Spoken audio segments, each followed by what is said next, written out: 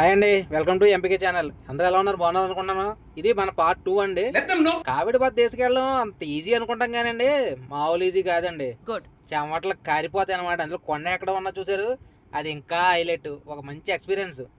Try చేయండి ఖాళీగా ఉన్నప్పుడు. అందుకే మన కుకింగ్ స్పాట్లోకి వెళ్ళిన తర్వాత మా ఫ్రెండ్ వెంకయ్యలో నీట్గా సాంబార్కి అన్నీ రెడీ చేసి ఉంచారండి.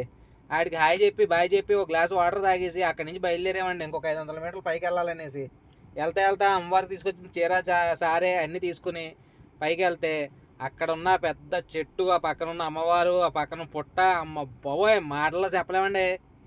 కానీ చాలా అంటే చాలా బాగుంది. వైబ్రేషన్స్ నీట్గా చాలా ప్లెజెంట్గా ఉన్నాయి. రాబుద్ది తెలిసే అక్కడి నుంచి అంత ప్లెజెంట్గా ఉంది. మా బావగారు తీసుకొచ్చి చీరను మడతెడుతున్నారు అమ్మవారికి అలంకరించడం కోసం.